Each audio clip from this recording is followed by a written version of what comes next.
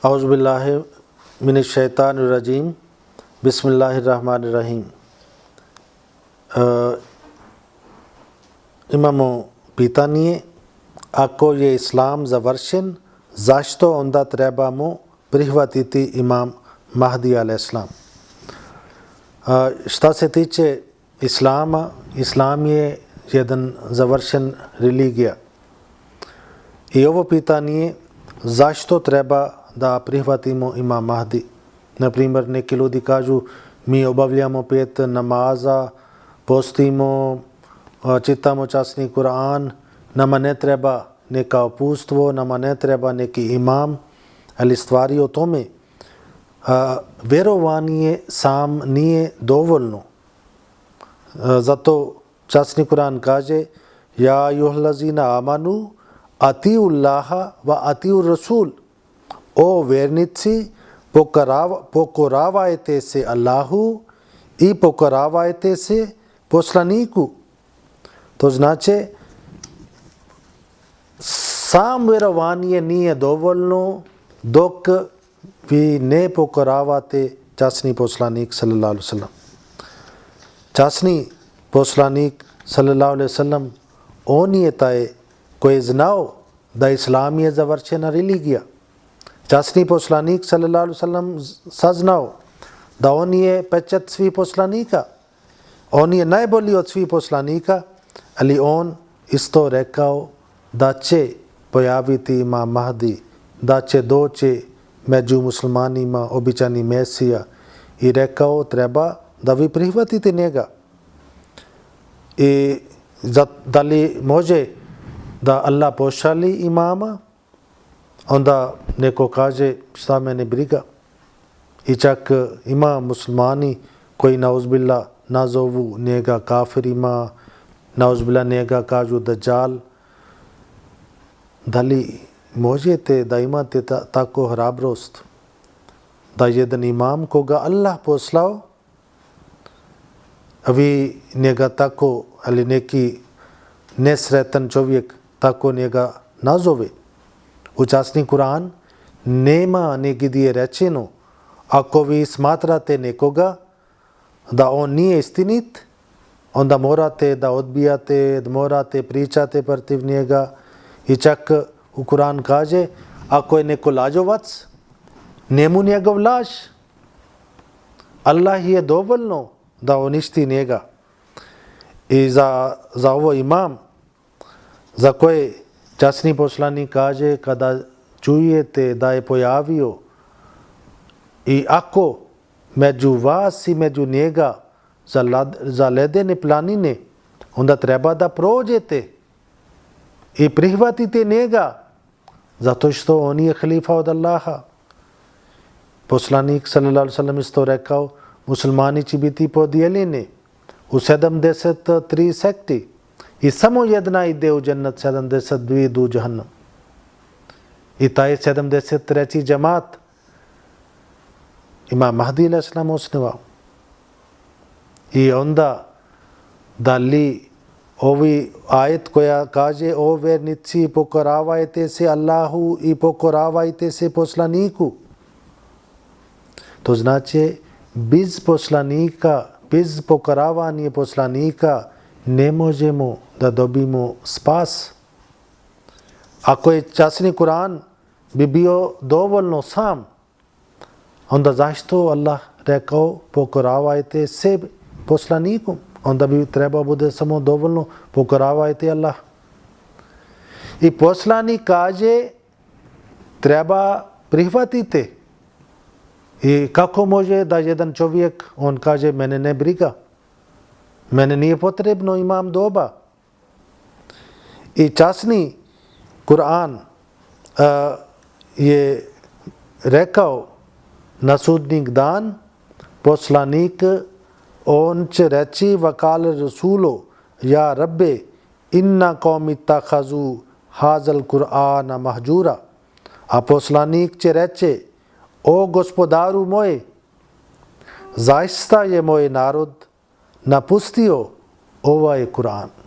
Ovo je sada Kur'an govori na sudnjeg dan časni poslanik će pričati, on će želiti kod Allaha da moj narod, oni su napustili Kur'an. Iako oni su napustili Kur'an, i onda da li nije potrebno da bude reforma među muslimanima? I za taj reforma poslanik sallallahu alejhi ve sellem lično rekao da muslimani će biti podijeljeni 73 sekti, samo jedna ide u džennet, 72 idu u vatru. I kada su pitali ko je taj, poslanik sallallahu alejhi ve sellem rekao ma ana alejhi wa sahabi.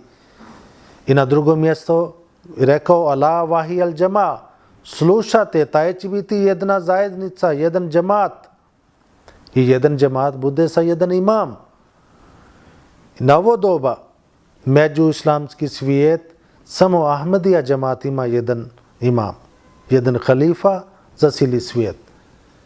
I zato mi, ako volimo časni poslanik sallallahu alejhi ve sellem, onda treba da isto pokoravamo njega. Zato Kur'an posebno rekao da treba da pokoravajte se Allaha i poslaniku. Inače bi bio dovoljno samo vjerovanje. Sam vjera i vjerovanje nisu dovoljno za spas, dok mi ne pokoravamo časni poslanik sallallahu alejhi ve sellem. I poslanik sallallahu alejhi ve sellem je rekao da će pojaviti imam Mahdi. I poslanik rekao da će doći običani Mesija. I on rekao on će biti jedna osoba. I ovo što je bio rečeno, ime Isa, ovo bio samo metaforički način. Inače, za Isa a.s. koji je bio prethodni poslanik, on je samo poslanik za Izraelčanima. I ljudi su pogrešno shvatili, poslanik sallallahu alejhi ve sellem u hadisima pričao za dva Isa. Jedan koji je bio prije Muhammed sallallahu alejhi ve sellem i jedan koji treba da pojavi među muslimanima. I on će biti jedan poslanik od ummeta časnog poslanika sallallahu alejhi ve sellem. Imam Mahdi, za njega nije rečeno da on je poslanik, ali njegovi služba, njegovi kvalitet, to zahtjeva da on bude poslanik. Ljudi ne čitaju Kur'an kako treba da shvati.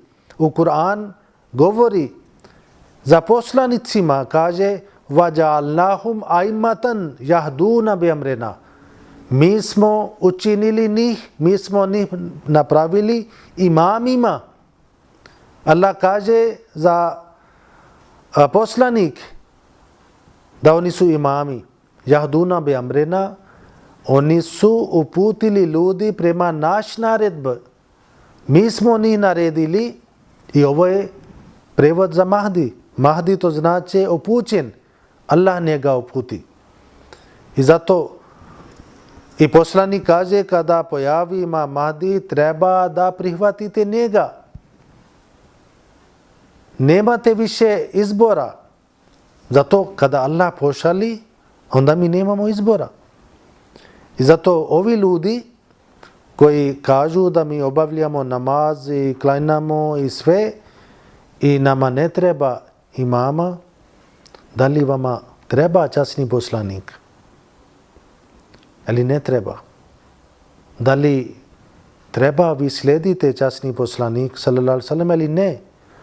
Ako mislite ne treba da mi slijedimo poslanika, onda vi faktički vi niste prihvatili poslanika kako treba da prihvatite. Zato Allah kaže vi treba da pokoravate njega. I poslanik traži od vas da ovo imam koji pojavi, on dolazi od Boga. I onda ako dolazi od Boga, onda treba vi prihvatiti njega. I ako prihvatite, onda to znači kao da vi ste prihvatili časni poslanik sallallahu alejhi ve sellem kako treba da prihvatimo. Ako dadnete čast, poštovanje prema imama od Boga, to isto kao vi ste dali čast i vi ste dali poštovanje prema časni poslanik sallallahu alejhi ve sellem. On nije dolazio da donesi nešto novo. On došao da čisti islam od novotarija, da islam bude samo potpuno ista religija kako bio u doba časni poslanik sallallahu alejhi ve sellem. I zato mi molimo vas, vi imate pravo da pitate, imate pravo da čitate. Hvala Bogu, imamo sada dosta knjige na makedonskom, na bosanskom jeziku i isto treba da mi tražimo uputstvo od Allaha. Ihdina sirat al-mustaqim, neka on uputi nas na pravom putu i neka Allah tako čini da mi dobimo taj njegovo uputstvo i inša Allah, ako prihvatite imam doba, dobit ćete spas na ovom svijetu i na drugom svijetu. Neka Allah uputi svi nas na svom putu, da on nama pokaže svoju svetlost i pomoć ovo Božje svetlost mi bi odlučili svoj pravac. Neka Allah tako čini. Assalamu alaikum wa rahmatullah.